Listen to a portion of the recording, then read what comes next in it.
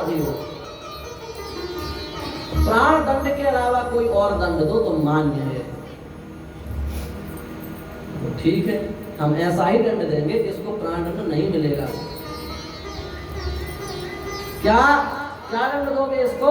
वह कुत्ता बोला, ध्यान से सुनो, वह कुत्ता बोला कि इस ब्राह्मण को कालिंजर मठ का महंत बना दो,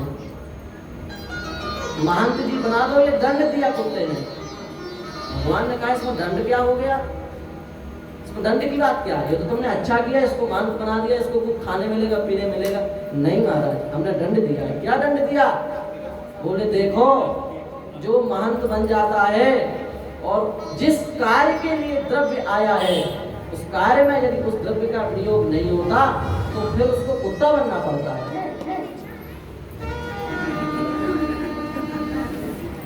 हम पहले महंत ही थे, उस कुत्ते ने कहा ध्यान दो। पर एक बार धोखे से हवन के लिए घी आया और हमने हवन किया, पर थोड़ा सा घी हमारे नाखूनों में लग गया और उस घी को हम भोजन के साथ पा गए।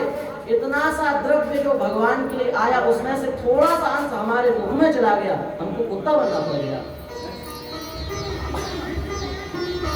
इस बात से सावधान हो जाओ, जिस कार्य के लिए द्रव्य आया उस कार्य में उसको लगा दो, नहीं तो यही दुर्गति होगी। भगवान के नाम से जो आया, गाय के नाम से जो आया, ब्राह्मण के नाम से जो आया, वह उन्हीं में लगना चाहिए, उसको अपने में नहीं लगाना चाहिए। यदि उसको आप अपने में लगाते हैं तो देने वाले का तो नाश, देने वाले का तो उतना ही पुण्य मिलेगा, नाश आपका होगा, स्वयं का होगा। इसलिए जिस कार्य से जो आया है उसको वहीं पर लगाओ। इसके राज्य में कंस सब कुछ हमको दो, हमको दो, न ब्राह्मणों को, न गाय को, न साधु को, न हवन के लिए कुछ नहीं, सब बंद करवा दिया। देवता बेचारे बिना हवन के, देवताओं का भोजन ही तो हवन है। जब हवन बंद हो गया तो देवता भगवान की शरण में पहुंचे। भगवान ने कहा चिंता मत करो, हम अवतार लेंगे और अवतार लेकर के आपके अत्याचार से, कंस के अत्याचार से आपको मुक्त कराएंगे।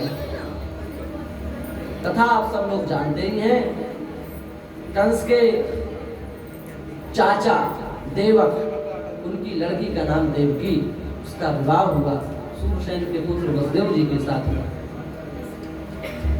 कंस ने कहा हम अपनी बहन को छोड़ने के लिए स्वयं जाएंगे, सारथी को उतार के खुद बैठ गया। पापियों का प्रेम दिखाने के लिए होता है, भीतर से नहीं होता।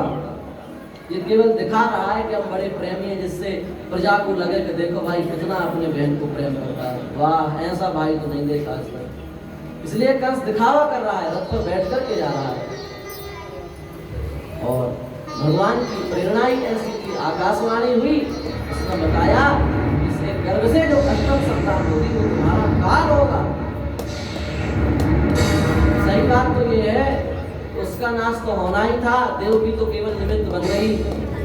कंस जिस बहन को बड़े सम्मान से ले जा रहा था उसी की जटाएं पकड़ ली, उसके बाल पकड़ लिए, कहा हम तुम्हारा वध कर देंगे। वसुदेव जी समझ गए, वसुदेव जी बड़े बुद्धिमान भी समझ गए इस समय कंस के सिर पर भूत सवार है।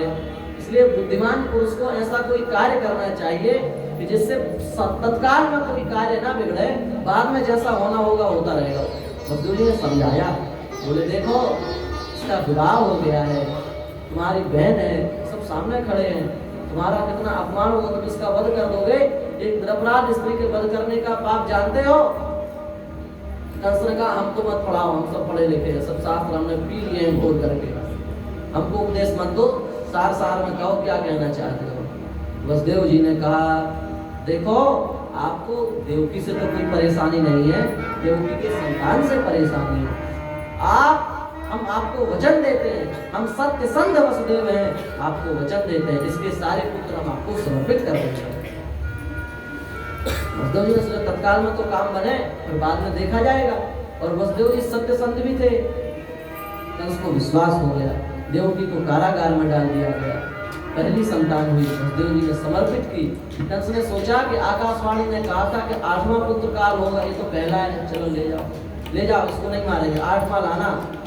वसुदेव जी बेचारे अपनी संतान को लेकर के वापस लौट गए। पर वसुदेव जी जानते थे कि ये राक्षस है, इसकी बुद्धि में परिवर्तन होने में कितना समय लगे इसका कोई ठिकाना नहीं है। नारद जी आ गए। नारद जी ने सोचा ये तो पूरी लीलाई बिगड़ जाएगी, ऐसा नहीं होना चाहिए, इनका तो उद्धार होना है और कंस यदि इनको लौटा देगा तो इन पुत्रों का उद्धार कैसे होगा। इसलिए नारद जी ने कहा कि देखो भाई कंस तुम बड़े मूर्ख हो। क्यों? बोले 8वां तो कहीं से भी कहाँ कैसे भी हो सकता, 8वां जरूर थोड़ी 8वें नंबर पे ही आएगा। कुछ ऐसी बात थोड़ी नहीं है कि तुम्हारा काल 8वें नंबर पे ही, 8वां नंबर कहीं से भी हो सकता, सीधे भी हो सकता, उल्टा भी 8वां हो सकता है। नारद जी पढ़ा लिखा के चले गए। कंस ने तत्काल आदेश दिया तो संतान को पटक दिया और उसकी हत्या कर दी। दूसरी संतान आई उसको भी पटक दिया, तीसरी, चौथी, 5वीं, 6वीं भी ऐसे ही किया और 7वें में भगवान शेष देवकी के गर्भ में आ गए। भगवान ने योग माया से कहा कि तुम इस गर्भ को रोहिणी के गर्भ में स्थापित करो और यशोदा के गर्भ में तुम स्वयं स्थापित हो जाओ और तुम्हारे लोग पूजा करेंगे, तुम्हारी लोग अर्चना करेंगे। भगवान की आज्ञा से योग माया ने देवकी के गर्भ से उस गर्भ का संकर्षण करके श्री रोहिणी माता के गर्भ में उसको स्थापित कर दिया और स्वयं यशोदा जी के गर्भ में योग माया आ गई। और समय आया अत सर्व गुणों पे तक काल परम शोभना, बड़ा सुंदर समय आया और उस दिव्य समय में भगवान गर्भ में पधारे। समस्त देवताओं ने भगवान की स्तुति की। सत्यव्रतम सत्यपरम त्रिसत्यम सत्यस्य योनिं निहितं च सत्ये सत्यस्य सत्यं मृत सत्यनेत्रं सत्यात्मकं मां शरणं प्रपन्ना। बड़ी प्यारी देवताओं ने स्तुति की। भगवान ने देवताओं से कहा चिंता मत करो, हम बड़े सत्य हैं, प्रसन्न हैं, आ रहे हैं। समस्त देवता स्तुति करके गए हैं और ठाकुर जी प्रकट हुए हैं, चतुर्भुज रूप में प्रकट हुए, विश्वास दिलाने के लिए प्रकट हुए कि हम परब्रह्म परमात्मा ही तुम्हारे गर्भ से अवतार ले रहे हैं। देव की माता बलदेव जी ने स्तुति की। भगवान छोटे से हो गए। भगवान ने आदेश दिया कि हमको जाओ, हमको यशोदा जी के यहाँ छोड़ करके आओ, वहाँ जो कन्या होगी उसको तुम ले आना। और भगवान ने इस प्रकार से आदेश दिया। बलदेव जी ने कहा कि हमारे हाथों में बेड़ियां हैं, पैरों में बेड़ियां, हम कैसे जा सकते हैं। भगवान ने कहा कि तुम हमारी भगवत्ता को लग रहा है समझ नहीं पाए, तुम जाओ, तुम्हें क्या करना, सब काम हो जाएंगे। भगवान वसुदेव जी जैसे ही भगवान को लेकर के उठे हैं, चलने को उद्यत हुए हैं, पैरों की बेड़ियां टूट गई, हाथों के भी सब बंधन खुल गए। आप विचार करो, जिनका नाम लेने से संसार के समस्त बंधनों का नाश हो जाता है, वे भगवान स्वयं यदि किसी जीव के हाथ में हो तो फिर बेड़ियों को टूटने में और पैरों की बेड़ियां टूटने में क्या परेशानी है, क्या समय लगेगा। अरे भगवान का नाम संसार के समस्त प्रकार के बंधनों को तोड़ने वाला है, तो स्वयं साक्षात भगवान क्या बेड़ियां भी नहीं तोड़ सकते। भगवान ने बेड़ियां सब तोड़ दी, समस्त प्रकार के जो सब परेशानियां, सब बाधाएं, समस्त गेट खुल गए, सब ताला सब टूट गए। भगवान सिर पर रखे हुए हैं, प्रस्थान कर रहे हैं और भगवान को लेकर के बलदेव जी मथुरा से बाहर आए हैं, यमुना जी में प्रवेश किया है। यमुना जी तीन यमुना लागी बाढ़, यमुना जी में बाढ़ आ गई। यमुना जी ने कहा कि हमारे भावी पति हैं, चरणों का स्पर्श कर रहे हैं। भगवान ने चरणों का स्पर्श उनको प्रदान किया है और भगवान यमुना जी को पार किया बलदेव जी ने। उसके बाद में भगवान नंद के यशोदा जी के घर में आए हैं बलदेव जी, और बलदेव जी ने यशोदा जी के कन्या को उठाया और अपने पुत्र को रखा। बड़े भावुक हो गए, बड़े भंगर हो गए। ठाकुर जी छूट रहे हैं, क्या करें, पर भगवान की ऐसी ही इच्छा थी। योग माया को लेकर के बलदेव जी वापस आए हैं। कंस को पता चला कि इनके यहाँ इस बार कन्या हुई है। कंस बड़ा नाराज हुआ, बोले पुत्र होना था, कन्या कहाँ की हो गई। द्वारपालों ने कहा हम कुछ नहीं जानते महाराज, वो जाने, उनका काम जाने, पर कन्या हुई है। कंस आया, कन्या को हाथ में लिया, ज्यों ही पछाड़ने को उद्यत हुआ, वह कन्या तत्काल हाथ से छूट गई, अष्टभुजा के रूप में प्रकट हो गई। और उसने कहा कंस तू मुझे क्या मारेगा, तुझे मारने वाला तो उत्पन्न हो चुका है। कंस को इस प्रकार से श्राप दिया और कंस को श्राप दे करके योग माया आकाश में चली गई। कंस समझ गया तो मारने वाला तो उत्पन्न हो ही गया है, अब क्या रखा है इसको मारने से। अब उसकी देवकी की वंदना करने लगा, देवकी के चरणों में गिर गया और देवकी को समस्त सुविधाएं प्रदान की हैं। देवकी बंधन से मुक्त हुई है। भगवान को जन्म देने के बाद में देवकी के समस्त प्रकार के बंधन टूट गए हैं। वसुदेव जी के भी बंधन तोड़ दिए गए हैं, दोनों को मुक्त किया गया है। ठाकुर जी वृंदावन में पहुंचे हैं। यशोदा माता जी सो रही हैं, उनको अचानक आवाज आई, यशोदा उठ, तुम्हारे घर में पुत्र हुआ है। ये योग माया ने ही आवाज दी है। यशोदा जी उठी हैं और यशोदा जी ने कहा कि यशोदा जी ने देखा, देखते ही रोहिणी को आवाज लगाई है। माता रोहिणी आई है दौड़ती हुई, रोहिणी जी तो विह्वल हो गई, उनको ज्ञान ही नहीं रहा कि कौन आया कौन गया।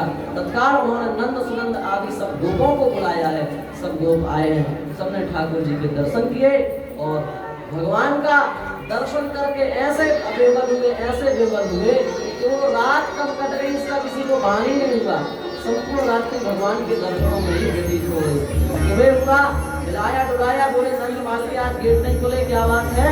जब देखा तो सब पुत्रोत्सव में विह्वल है। अब तो समस्त प्रकार की जो गोपियां हैं वे अत्यंत सुंदर वस्त्र पहन करके आई हैं, दधी माखन लेकर के आई हैं और अत्यंत प्रेम से भगवान का जन्मोत्सव मना रही हैं। पहले एक गंगा में श्री राधे श्री राधे श्री राधे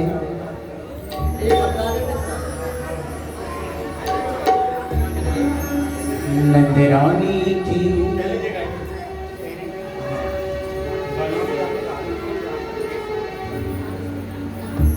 श्री वृंदावन बिहारी लाल की जय हो।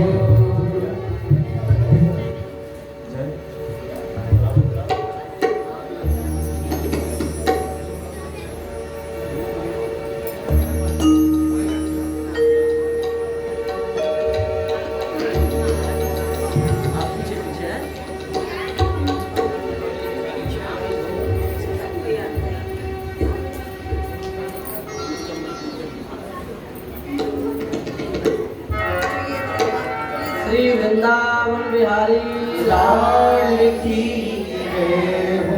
नैन भरी देखो नंद कुमार, नैन भरी देखो नंद कुमार, नैन भरी देखो नंद कुमार, जसोमति कोक चंद्रमा प्रगटो, जसोमति कोक चंद्रमा प्रगटो, या बजको जियार,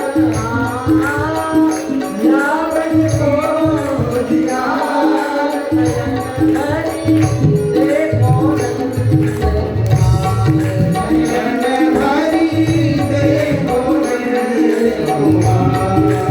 बनजे न जाओ हरि बोल।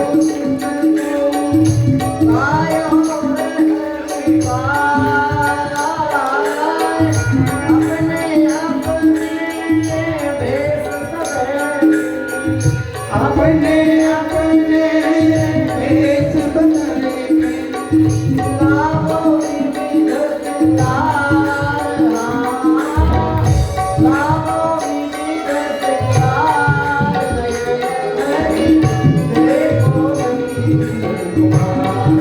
नयन भरी देखो नंद कुमार।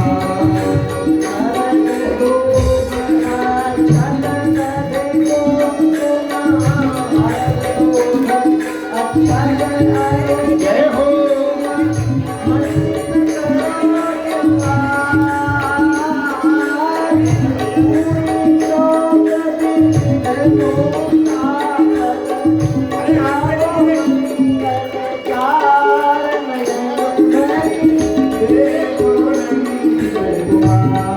नयन भरी देखो नंद कुमार।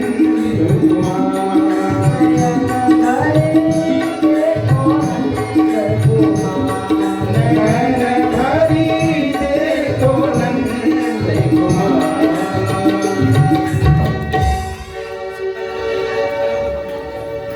बोलिए बाल कृष्ण लाल की,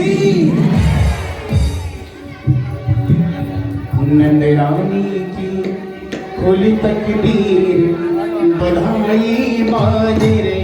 नंद रानी की खुली तकदीर बधाई बाज रही। नंद रानी की खुली तकदीर हरि बोल।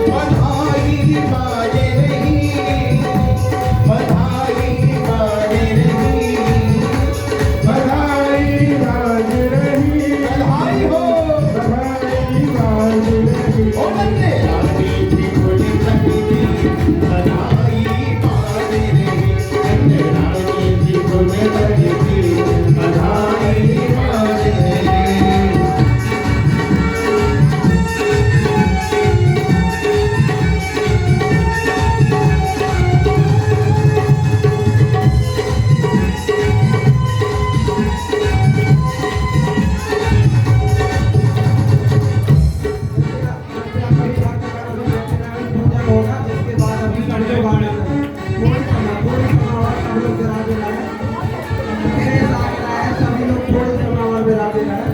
केवल ठाकुर जी का पूजन हो जाए, उसके बाद सभी लोग उत्सव का पर्याप्त आनंद लेंगे। सभी लोग थोड़ा थोड़ा पीछे हो जाए।